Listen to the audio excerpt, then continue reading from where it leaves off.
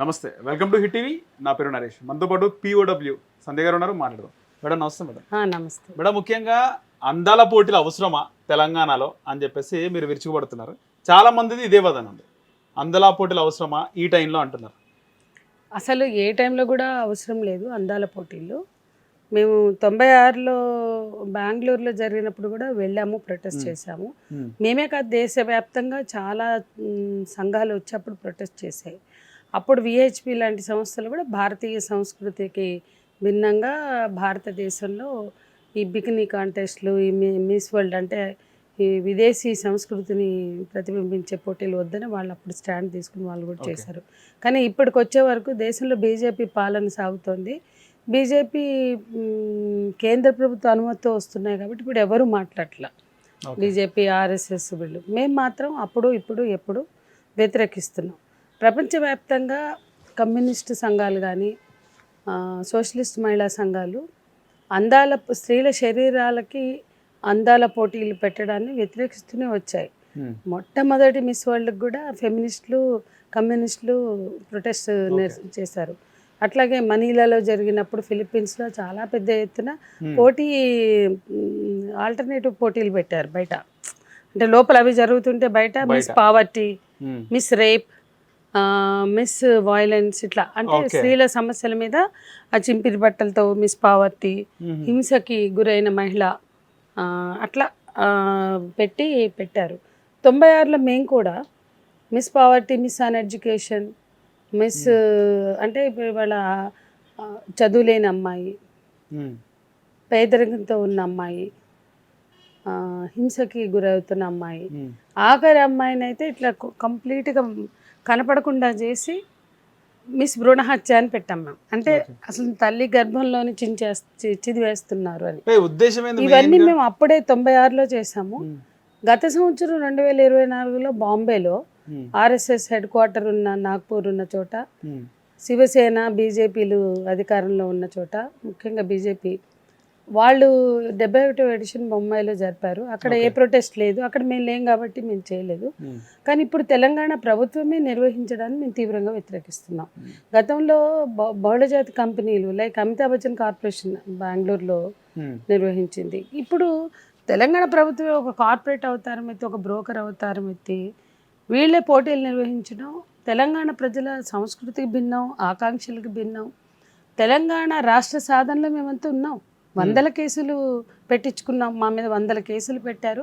తెలంగాణ రాష్ట్ర సాధనలో కానీ, తెలంగాణ కళల సాకారంలో కానీ అడుగడుగున అణువణువున ఉన్నటువంటి మేము ఈ అందాల పోటీల్ని ఎందుకు వ్యతిరేకిస్తున్నామో కూడా మేము స్పష్టంగా చెప్పాల్సిన అవసరం. వీళ్ళు ప్రకటించిన రోజు తెల్లారి నుంచే మేము మాట్లాడుతున్నాం. ఫిబ్రవరి 19 వాళ్ళు ప్రకటించారు, 20 పేపర్లలో వచ్చింది. అదే రోజు ఇందిరా పార్క్ దగ్గర భారీ బహిరంగ సభ జరిగింది మాది. ఆ బహిరంగ సభ నుంచే ఆ రోజే పేపర్లలో రిపోర్ట్ అయింది, అందాల పోటీలు మేలో ఇక్కడ నిర్వహించనున్నట్టు, మిస్ వరల్డ్ పోటీలు. దుబాయ్కి వెళ్తున్న దాన్ని కొట్లాడి తెచ్చుకున్నట్టు కూడా రాశారు. ముఖ్యమంత్రి రేవంత్ రెడ్డి, ముఖ్యమంత్రి అంటే తెలంగాణ ప్రభుత్వం, స్మితా సబర్వాల్, ఆమె జూలియా మోర్లీ, మిస్ వరల్డ్ సంస్థకి సంబంధించిన నేత. 19 ఫిబ్రవరి వాళ్ళు ప్రెస్ మీట్ పెట్టారు. 28th రిపోర్ట్ అయితే అదే రోజు మేము బహిరంగ సభ నుంచి ఖండించాం, దీన్ని వ్యతిరేకిస్తాం, జరగనివ్వమన్నాము. ఇక్కడ మహిళా సంఘాల ఆధ్వర్యంలో విద్యార్థి యువజన సంఘాలతో కలిసి ఒక వేదికను ఏర్పాటు చేశాం, మిస్ వరల్డ్ అందాల పోటీల వ్యతిరేక వేదిక అని. ఆ వేదిక ఆధ్వర్యంలో జిల్లాల వారీగా వేదికలు ఏర్పాటు చేశాం. కలెక్టర్లకి మెమరాండాలు ఇచ్చాం, మంత్రులకు ఇచ్చాం, మహిళా కమిషన్కి ఇచ్చాం, హైదరాబాద్లో ర్యాలీ తీసాం, ధర్నా చేసాం, ఇందిరా పార్క్ దగ్గర ధర్నా చేసాం, అనుమతులు కూడా తీసుకుని చేసాం. అన్ని చోట్ల అన్ని సందర్భాల్లో ఈ మొత్తం కార్యక్రమాల్లో మిస్ వరల్డ్ పోటీల్ని తెలంగాణ మహిళలుగా, మహిళా సంఘాలుగా, విద్యార్థి యువజన మహిళా సంఘాలుగా మేము వ్యతిరేకిస్తున్నాం. మేము కోరుకోవడం లేదు, వాటిని రద్దు చేయాలని కోరాం. రద్దు చేయాలని కోరినప్పటికీ పదే 2 నెలలుగా పోరాడుతున్నప్పటికీ వాళ్ళు నిర్వహించడానికి ప్రయత్నించారు. కాబట్టి మేము బయట ప్రొటెస్ట్ చేయాలని మొన్న మే 10న గచ్చిబౌలి స్టేడియంలో వాళ్ళు ఆర్భాటంగా వాళ్ళు ప్రారంభించడానికి వాళ్ళు సన్నాహాలు చేసుకుంటే డెమోక్రటిక్గా, ప్రజాస్వామ్యబద్ధంగా మా నిరసన వ్యక్తం చేద్దామని మేము బయట గుమికూడడానికి వెళ్ళగానే అదేదో పెద్ద యుద్ధానికి వెళ్ళినట్టు నేరం చేస్తున్నాం. విజువల్స్ లో మీరు ఒక నిమిషం ఆగండి. నేను ఒక నిమిషం నిరసన తెలుపుతానని వ్యాన్ ఎక్కించిన తర్వాత అంట కూడా వాళ్ళు వినకుండా డోర్లు ఒక నిమిషం కాదండి, అక్కడ వెళ్ళడమే పెద్ద నేరమైనట్టు అవమానమైనట్టు. వల్ల అంతర్జాతీయ సదస్సులు చాలా జరుగుతున్నాయి. దోహాలో చూసాం, ఇంగ్లాండ్లో చూసాం, అమెరికాలో సైతం పెద్ద పెద్ద మీటింగ్స్ జరుగుతున్నప్పుడు బయట లక్షలాది మంది ప్రొటెస్టులు తెలియజేస్తున్నారు. మన దేశంలో కావచ్చు, ప్రపంచంలో అనేక దేశాల్లో అంతర్జాతీయ ఒప్పందాలకు వ్యతిరేకంగా, WTO ఒప్పందాలకు వ్యతిరేకంగా, ప్రపంచ బ్యాంకు షరతులకు వ్యతిరేకంగా, అట్లాగే అనేక సమ్మిట్స్ జరుగుతున్న సందర్భంగా కూడా లక్షలాది మంది ప్రొటెస్టర్స్ వాళ్ళు తమ నిరసన వ్యక్తం చేస్తారు. కానీ ఇక్కడ అసలు ఏదో నిరసన వ్యక్తం చేయడం నేరమైనట్టు. మరి రేవంత్ రెడ్డి గారు 7వ గ్యారంటీ కూడా ఇస్తాను, నేను 6 గ్యారంటీలే కాదు 7వ గ్యారంటీ నేను ఇస్తాను, గత బీఆర్ఎస్ ప్రభుత్వం ప్రజాస్వామిక స్వేచ్ఛను హరించింది, భావప్రకటన స్వేచ్ఛ లేకుండా చేసింది అని ఎవరో అడిగినట్లు, ఆయనను పోయి బతిమలాడినట్టు ఆయననే హామీ ఇచ్చిండు కదా, భావప్రకటన స్వేచ్ఛకు నేను గ్యారంటీ ఇస్తా. మరి 7 గ్యారంటీలు ఏమైపోయినాయి? 6 గ్యారంటీలు అమలు చేయమంటే దిక్కు మొక్కు లేదు, బడ్జెట్ లేదు, నన్ను కోసినారావు, ఏడు నుంచి తెచ్చిమ్మంటారు, చంపినారావు అని మాట్లాడుతుండు. మరి ప్లేటు మొన్న చౌముల్లా ప్యాలెస్లో ప్లేటుకు ₹1,00,000 అంటే ఏదో వార్తల్లో వచ్చింది. మాకు తెలియదు. అవన్నీ కూడా అతను వ్యక్తిగతంగా ఎక్కడికన్నా పోనివ్వండి. ఇప్పుడు ఈ అందాల పోటీలు ఏ దేశంలోనో జరిగితే పోయి చూసుకోమనండి, మాకు అభ్యంతరం లేదు. కానీ ఈ తెలంగాణ రాష్ట్రం ఆయన ఒక్కడిది కాదు. ఆయన ముఖ్యమంత్రి కావచ్చు, ఎన్నికల్లో గెలవచ్చు, అధికారంలో ఉండొచ్చు, కానీ ఆయన తెలంగాణ ప్రజల ఆకాంక్షలకు అనుగుణంగా వ్యవహరించాల్సిన బాధ్యత ఇంటి పెద్దగా, రాష్ట్ర పెద్దగా ఆయనకు ఉంది. ఇంతగా చెప్పినప్పటి నుంచి కూడా ఆయన వ్యతిరేకిస్తూ, పట్టించుకోకుండా బేఖాతరు చేస్తూ, అసలు ఆ రోజు అక్కడికి వెళ్ళడమే ఏదో అవమానం జరిగిపోయినట్లు, వాళ్ళని ఏదో ధిక్కరించినట్లు. ఎస్, ప్రజాస్వామ్యం కాదా? నువ్వన్న 7వ గ్యారంటీ భావప్రకటన స్వేచ్ఛ మాకు లేదా? నువ్వు లోపల జరుపుకుంటున్నావు, మేము బయట మన నిరసన వ్యక్తం చేస్తున్నాం. ఎందుకంత 80 మందిని అరెస్టులు చేసి కొంతమందిని మొయినాబాద్లో అసలు మేము వెళ్తుంటే వినిపిస్తుంది. ముందు నార్సింగి అన్నారు, సంధ్య మేడం ఉన్న వెహికల్ని మొయినాబాద్ తీసుకుపోండి అని చెప్పడం సెట్స్లో మేము విన్నాం. అంటే ఏంటి, మేము దొంగలమా? అంటే వాళ్ళకి స్వేచ్ఛ ఉంటుంది, వాళ్ళు ఎక్కడైనా వెళ్తారు, మేము మాత్రం ఏదో నేరస్తుల్లాగా మమ్మల్ని తీసుకుపోయి మొయినాబాద్లో, నార్సింగిలో, రాజేందర్ నగర్లో, గచ్చిబౌలిలో అసలు ఎట్లా పడితే అట్లా మా కార్యకర్తలను కొట్టారు.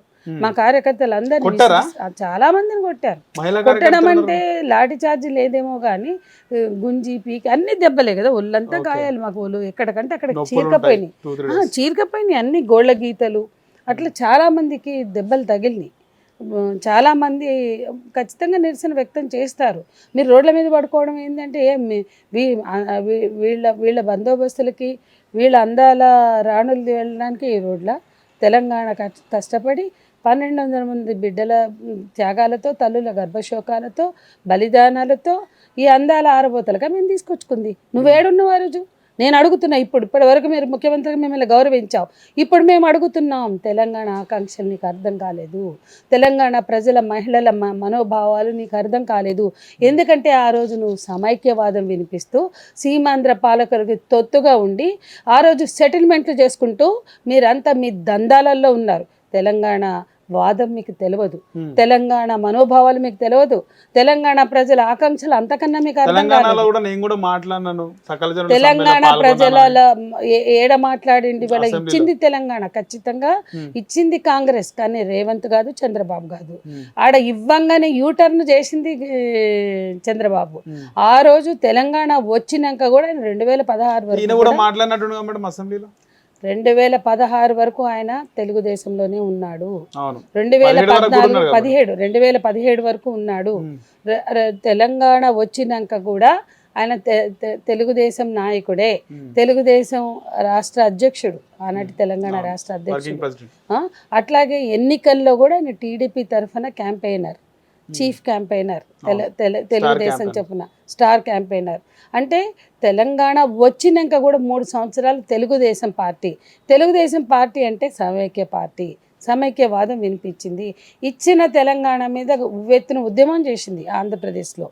ఎంత దారుణంగా వాళ్ళు ఎన్ని వేషాలేసి ఎన్ని రకాల తెలంగాణ వ్యతిరేకతను ప్రదర్శించారు. దానికి ప్రతినిధిగా ఆనాడు రేవంత్ ఉన్నాడు. అయినా సరే నువ్వు తెలంగాణ వాడివి, కాంగ్రెస్ పార్టీలో చేరావు, కాంగ్రెస్ పార్టీ తెలంగాణ ఇచ్చింది అనేది అక్షర సత్యం.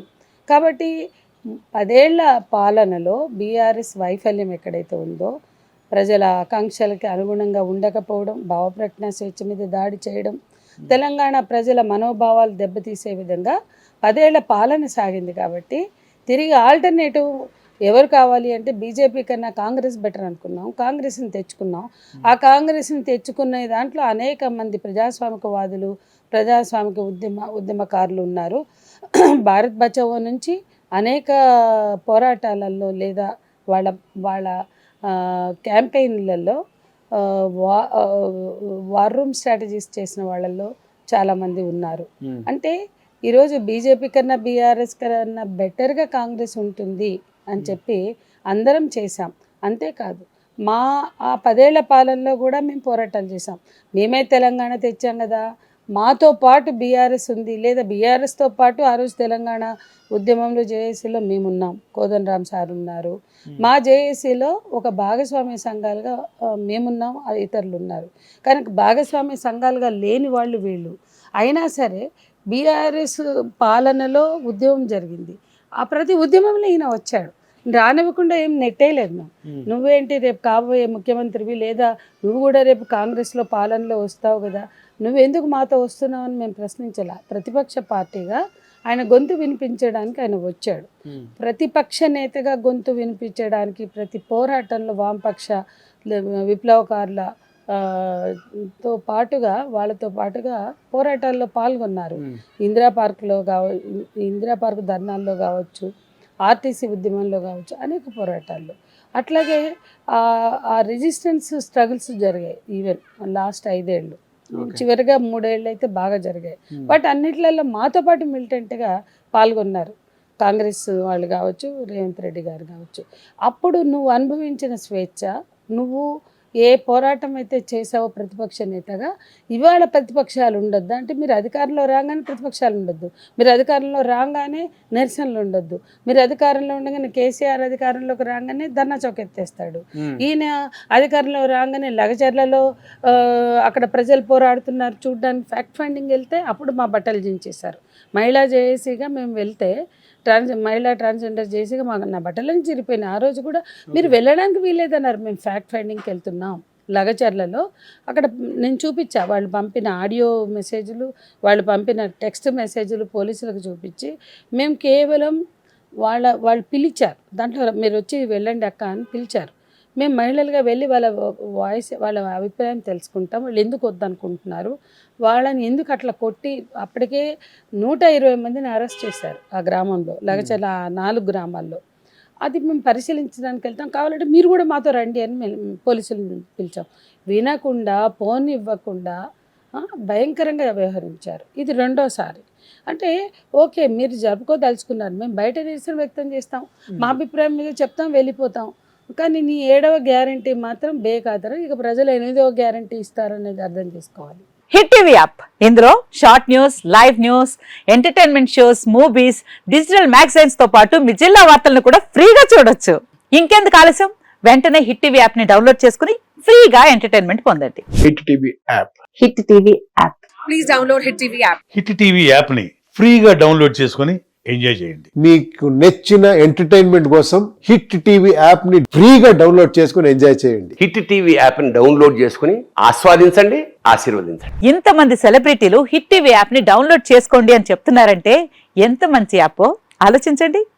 అమెరికా అమెరికాలో చదవాలనుకునే వాళ్ళకి విశ్వసనీయమైన పేరు మన శౌర్య కన్సల్టెన్సీ.